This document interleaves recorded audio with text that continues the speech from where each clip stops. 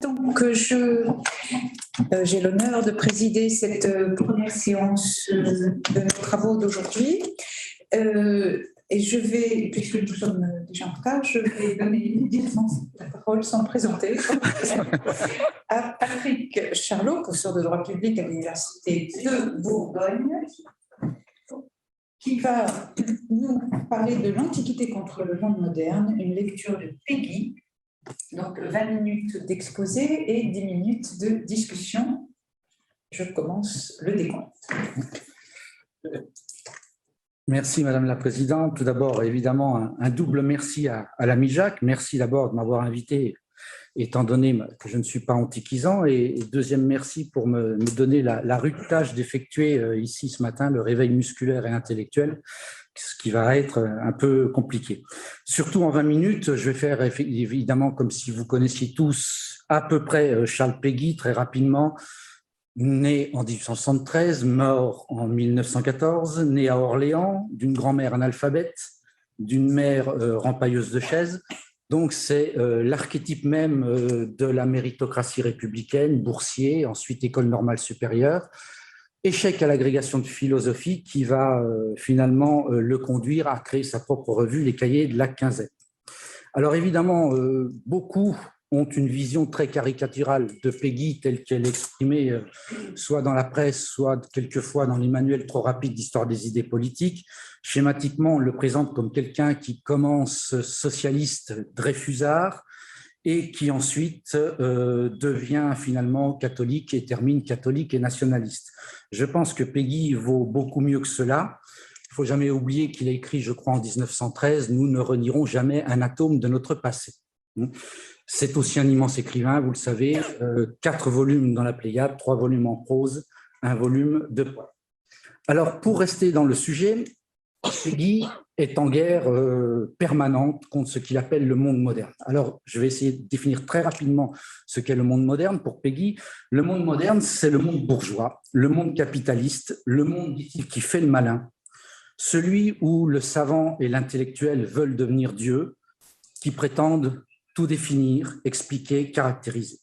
C'est évidemment aussi le monde, selon Péguy, où tout se négocie, où règne sans partage le nouveau Dieu qu'est l'argent, qui domine tout et qui contamine tout.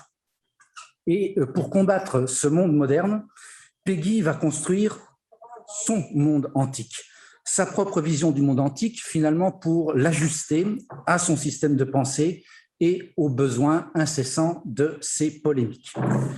Cette notion du monde antique apparaît chez Péguy essentiellement autour des années 1900-1902, avec un événement déclencheur selon lui, c'est la réforme de 1902 sur la refonte des programmes scolaires, où le grec passe de la 4e à la 5e. Alors Péguy fait une crise sur ce simple décalage et il se dresse tout de suite contre les barbares, contre les malfaiteurs, contre les criminels. Je cite, il y a toujours des bons mots chez Péguy, ces professeurs qui sont payés 15 000 francs pour nous apprendre le grec et le latin et qui ont trahi le grec et le latin.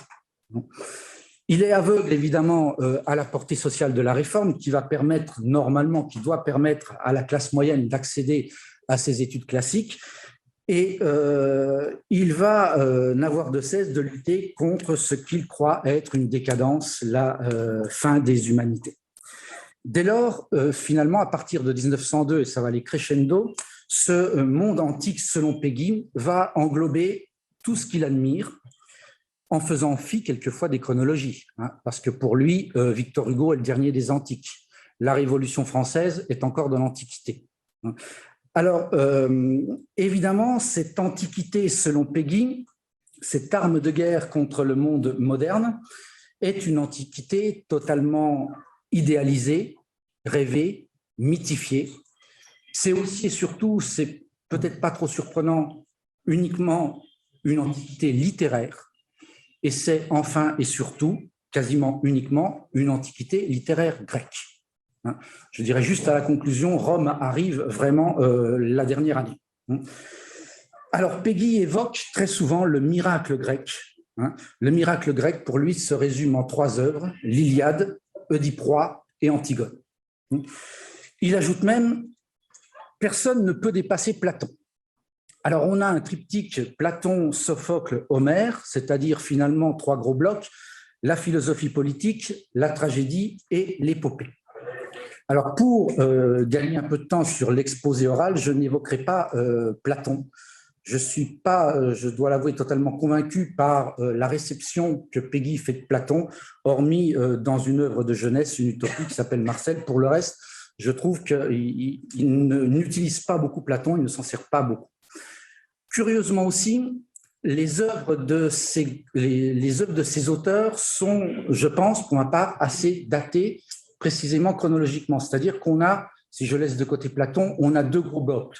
Premier bloc, Sophocle, qu'il utilise énormément de 1900 à 1905, et ensuite Homère, qui apparaît véritablement à partir de 1910. Alors j'essaierai de vous expliquer pourquoi ces blocs chronologiques sont aussi clairs chez Péguy.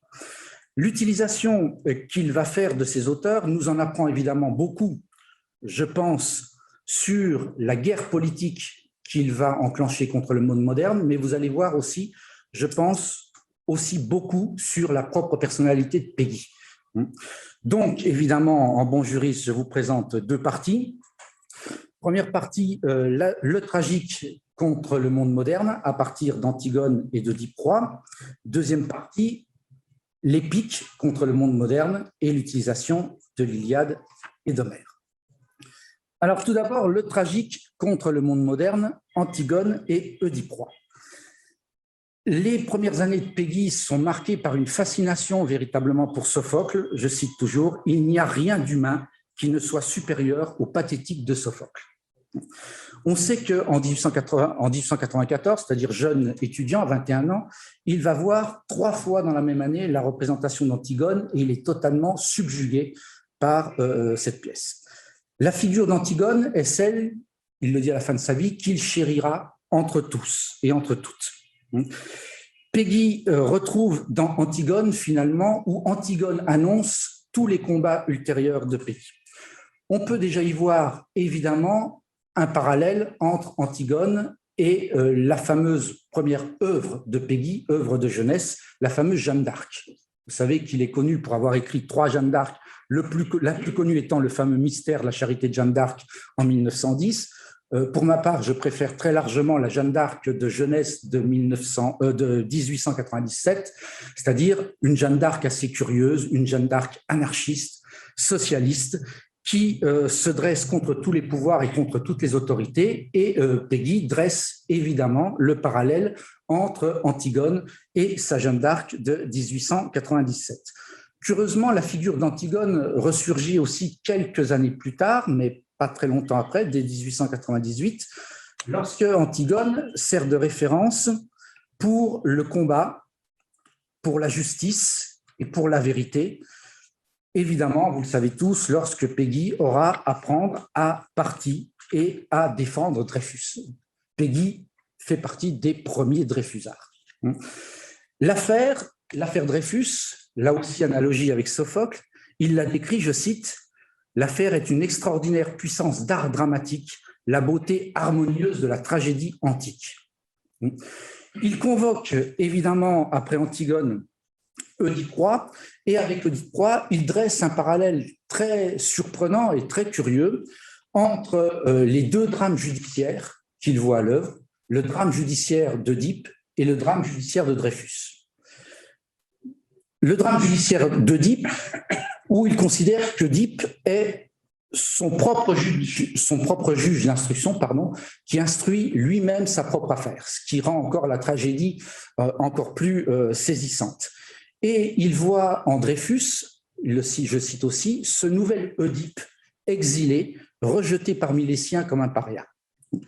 Et ce sont explicitement, là aussi, les exemples d'Antigone et d'Oedipe qui vont influencer sa vision, il faut bien l'admettre, très particulière du socialisme, comme à l'origine son premier refus du catholicisme, au moins jusqu'en 1906. Pourquoi? Tout simplement parce qu'à travers les figures d'Antigone et d'Oedipe, Péguy considère qu'il ne peut pas y avoir de cité humaine, qui puisse supporter qu'un être humain, un membre de la communauté, soit exclu de la cité. D'où le premier devoir du socialiste qu'est Péguy, c'est finalement le devoir de fraternité, ce qui le rend très original parmi les socialistes de son époque, puisqu'il s'oppose catégoriquement au principe d'égalité. Et le premier devoir, c'est d'arracher les pauvres à la misère, puisque la misère étant un facteur d'exclusion sociale. Et ce qui est très intéressant, c'est que dans ses premiers écrits, son refus de l'exil, son refus de l'exclusion, son refus de la damnation, du purgatoire, le conduisent alors à rejeter violemment, mais très violemment, le catholicisme. Parce qu'il ne supporte pas effectivement qu'il puisse y avoir des gens exclus de cette cité, toujours en partant des exemples d'Antigone et d'Œdipe. De manière aussi surprenante, dans ces tragédies, Péguy prend toujours explicitement le camp des vaincus. Il écrit, je crois, en 1906, un ouvrage magnifique qui s'intitule, tout bonnement, on y reviendra, « Nous sommes des vaincus ». Dans un texte très surprenant et tout aussi superbe de 1905, qu'il intitule « Les suppliants parallèles », il compare la supplication des Thébains dans Oedipe Roi avec celle qui vient d'avoir lieu en 1905 en Russie, des ouvriers grévistes menés par Capone qui vont adresser leurs supplications au tsar, et vous le savez, le tsar, dans la foulée, va les faire fusiller.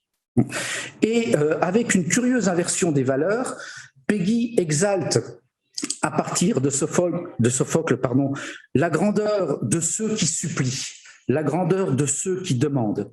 Pourquoi? Parce que ceux-là, véritablement, ils connaissent le malheur, la fatalité, la maladie, la mort. Le supplié, lui, paraît heureux. Mais avec un curieux retour de circonstance, on s'aperçoit que le supplié va très vite, curieusement, devenir un jour le suppliant. Ce qu'il dit d'Oedipe, Oedipe est rentré roi, il sortit mendiant. Et finalement, la même histoire, ça il ne le saura pas, pouvait s'appliquer aussi au tsar, qui est le supplié et qui ensuite va devenir, en 1917, le suppliant. Ce que dit Péguy, et là aussi c'est très surprenant et très intéressant, en parlant du malheur, de la fatalité, de la maladie, de la mort qu'il voit finalement à l'œuvre dans les tragédies de Sophocle, ce qu'il dit, c'est que finalement c'est la grandeur de l'homme de connaître ses malheurs. C'est ce qui le rend justement si différent des dieux païens, qui ne connaissent ni la mort ni la misère. C'est la connaissance de la misère, de la mort, de la maladie qui fait l'homme véritablement. Et petite parenthèse, c'est ce qui peut aussi peut-être, alors là je ne suis pas assez savant pour le dire, expliquer à partir de 1906 son retour au catholicisme, parce qu'il considère évidemment que le Christ est à la fois Dieu et homme. C'est-à-dire que le Christ a connu la misère et la mort, contrairement aux autres dieux païens. C'est ce qui fait peut-être, je crois, sa spécificité aux dieux de Péguy. Et donc, aux yeux de Péguy, le parcours de l'homme n'est que tragédie, n'est qu'une immense tragédie. Un des derniers grands textes de Péguy s'intitule Clio, en 1913, où là, on voit apparaître toute la personnalité de Péguy inspirée par Sophocle. Je cite sur Péguy, « L'homme, c'est le grand secret. Il sait que depuis qu'il y a l'homme, nul homme n'a jamais été heureux. L'homme ne peut pas être heureux. Il est né là pour souffrir. » Sophocle, donc, lui a ouvert la voie et les yeux sur la véritable condition humaine.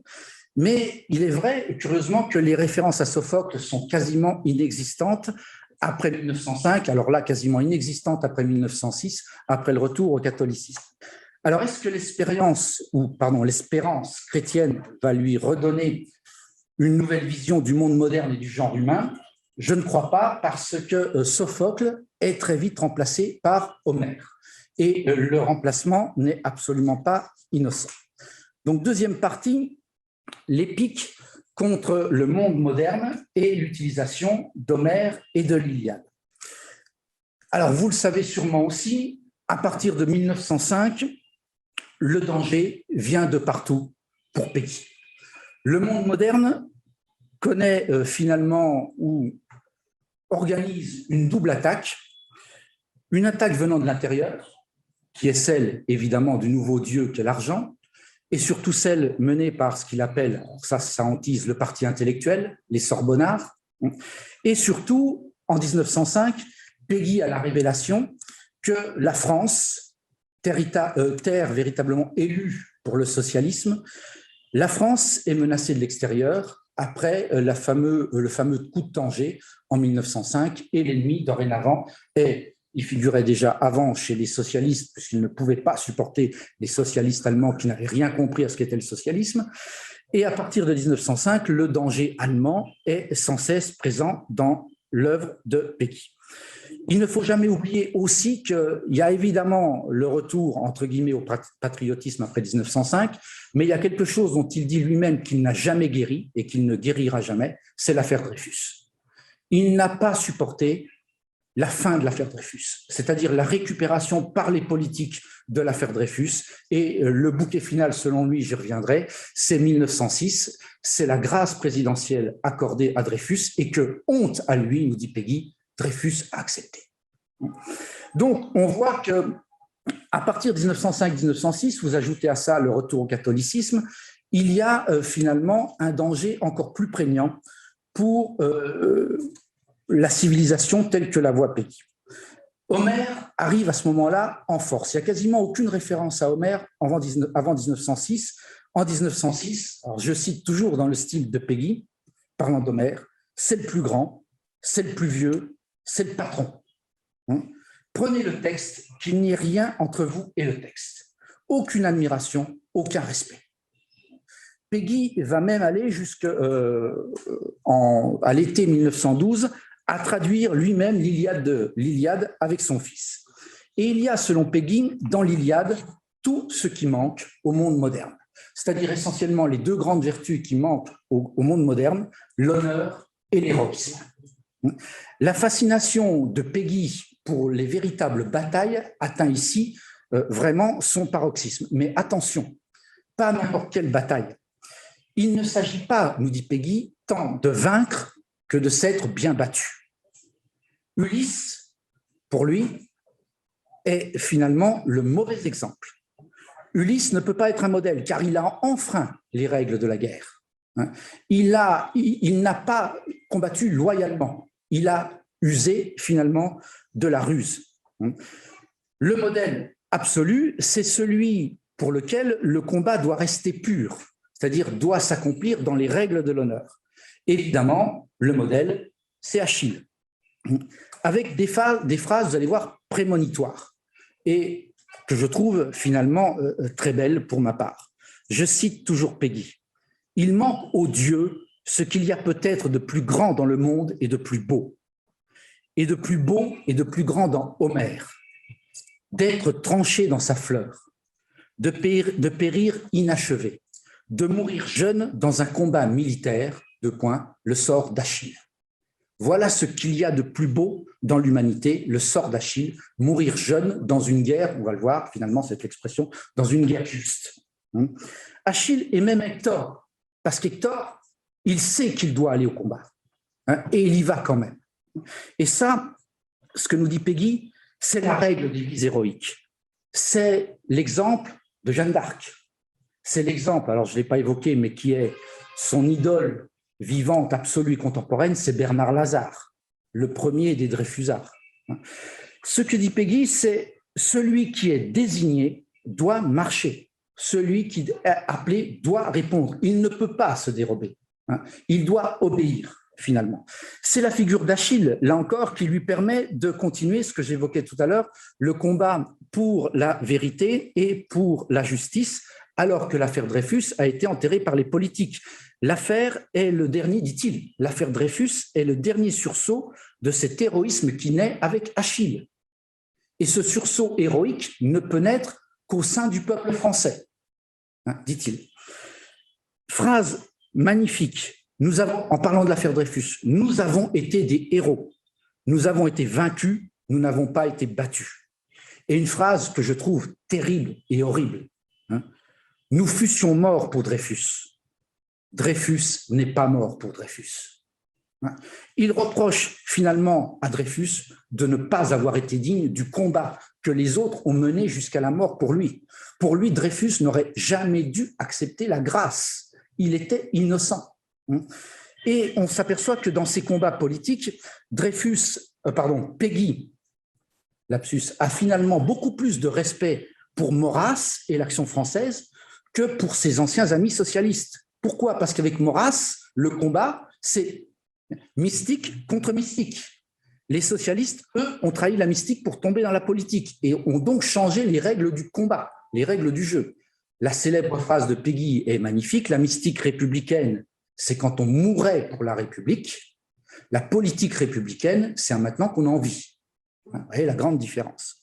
En conclusion, Madame la Présidente, je vais tenir le temps. On pourrait en conclure que l'utilisation que Péguy fait de l'Antiquité l'amène à un énorme fatalisme en face du monde moderne. Le fameux titre de son livre « Nous sommes des vaincus ». Mais on peut aussi considérer que le retour à la foi va lui offrir peut-être l'espérance qu'il attend tant. La Grèce antique, Sophocle et Homère lui donnent les clés de la condition humaine telle qu'il la ressent, le tragique et l'héroïsme. Curieusement, comme je vous le disais tout à l'heure, Rome n'arrive que très tardivement, en 1913, et à travers la figure du légionnaire, ce qui n'est pas étonnant, c'est-à-dire la force pour établir ou rétablir la paix. C'est la seule quasiment utilisation de Rome chez Péguy. Il ne faut jamais oublier que pour Péguy, le monde moderne se caractérise par deux institutions, le livret de caisse d'épargne et le notaire. Voilà. Évidemment, ce sont aux antipodes des valeurs que Péguy croit trouver dans l'Antiquité. La quiétude du notaire, la force tranquille du droit, l'assurance du livret de caisse d'épargne, la volonté d'accumuler. L'enthousiasme de Péguy devant la guerre de 14 est évidemment, me semble-t-il, sans tomber dans la basse psychanalyse, une véritable fuite en avant.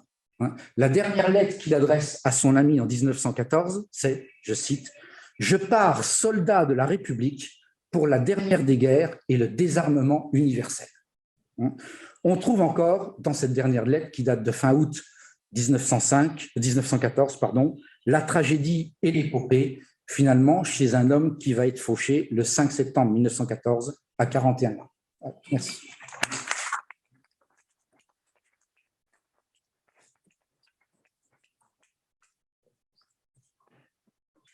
Merci beaucoup pour ce très bel exposé, vraiment très stimulant et extrêmement intéressant.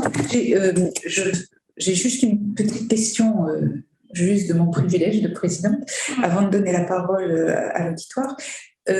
Cette représentation d'Achille, enfin cette idée du héros mourir jeune pour une guerre juste, ça me fait beaucoup penser au modèle de Sparte. Et est-ce que Péguy parle de Sparte Non, rien du tout. Ah non, l'histoire en tant que telle ne l'intéresse pas. Ce qui l'intéresse, c'est vraiment c'est la littérature et l'usage qu'il va en faire. Et c'est pour ça que c'est une Grèce totalement mythifiée, idéalisée. Quand on lui explique, mais il y a quand même des conditions sociales à Athènes qui font que la démocratie peut... Ça ne l'intéresse absolument pas. Lui, ce qu'il voit, ce sont les champs de bataille. Voilà. Alors, je donne tout de suite la parole à la salle ou à nos auditeurs qui sont sur Zoom. Manifestez-vous. Alors, sur Zoom, manifestez-vous en levant la main sur l'icône de votre image et dans la salle en levant la main sans icône, à l'ancienne. Est-ce qu'il y a des commentaires ou des réflexions Alors, Jacques, avec un micro qui va arriver.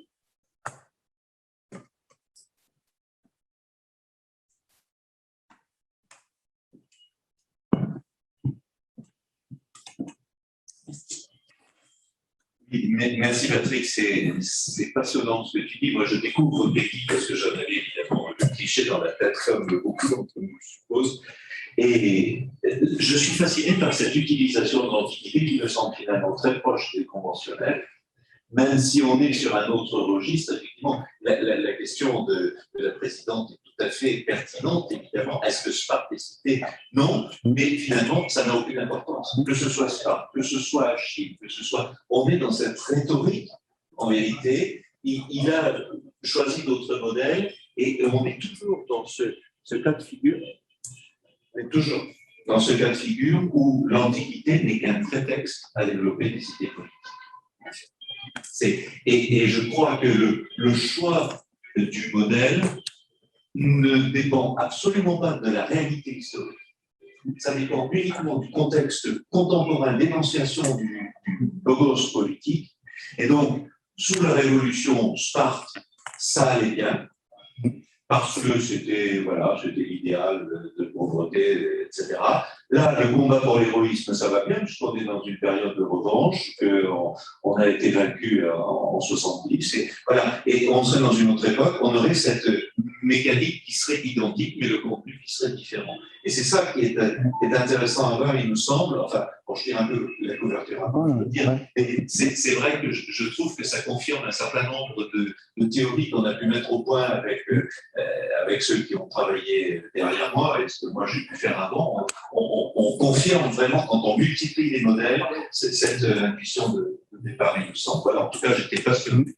Et ce qui confirme ce que tu dis, c'est son mépris pour les contraintes chronologiques. La Révolution, c'est encore l'Antiquité.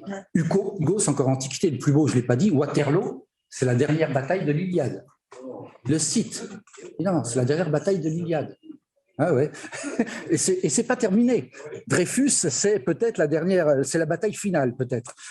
Un des orateurs révolutionnaires disait à la tribune, Brutus est parmi nous, c'est Brutus qui parle, écoutez la voix de Brutus, et il entre dans le rôle de Brutus. C'est la même chose.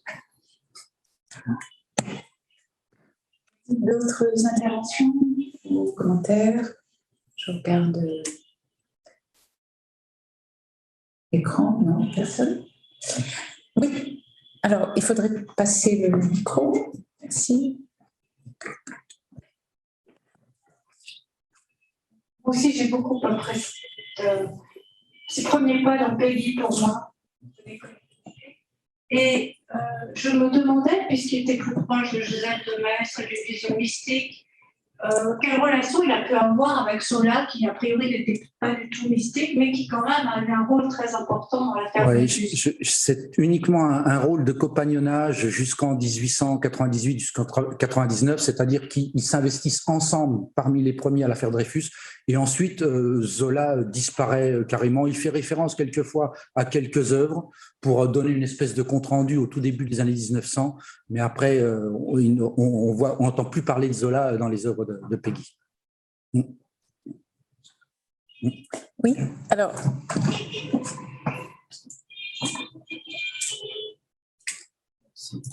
Merci Patrick pour ta belle exposé. Alors moi, je voudrais poser une question qui est symétriquement inverse de celle qui vient d'être adressée. Quelle relation il avait avec Georges Sorel? Georges Sorel.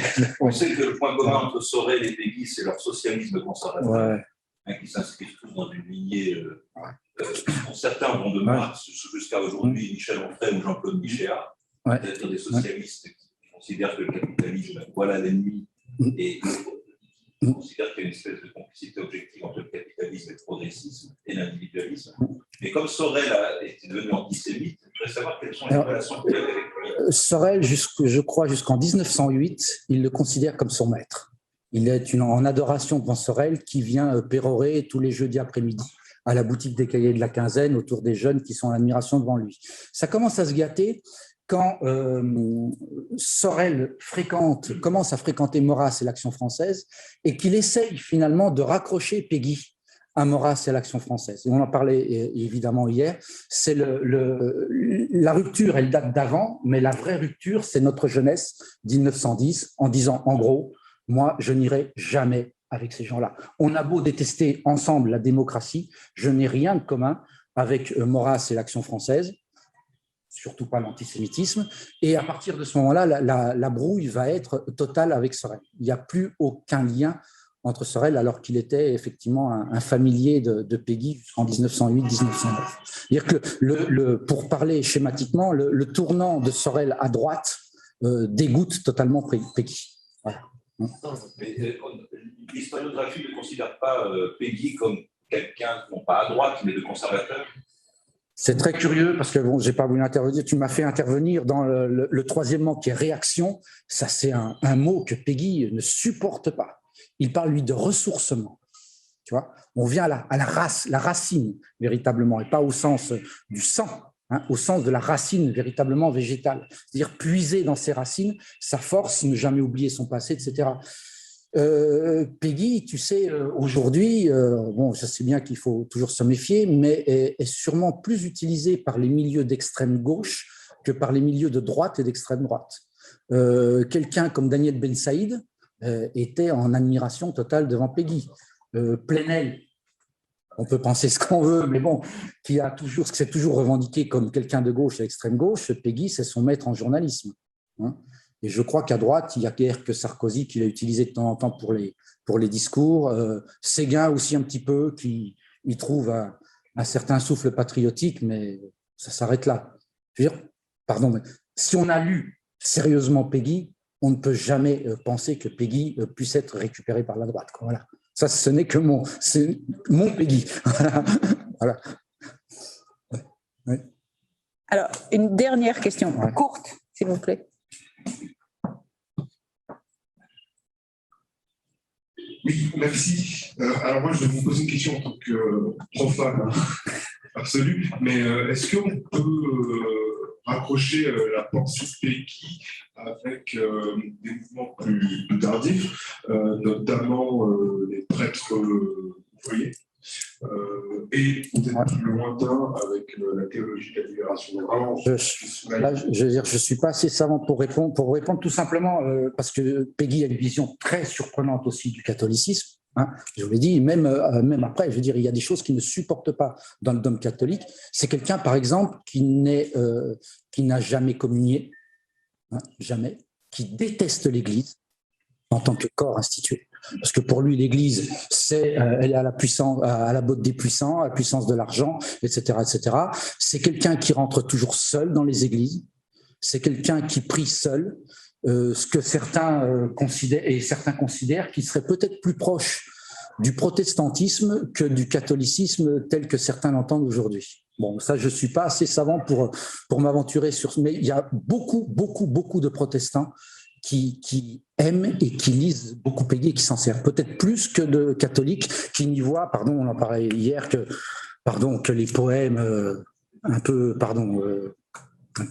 pour ma part, je trouve un petit peu niais, de la présentation de la Beauce à Notre-Dame de Chartres, etc., etc. Bon, voilà. Merci.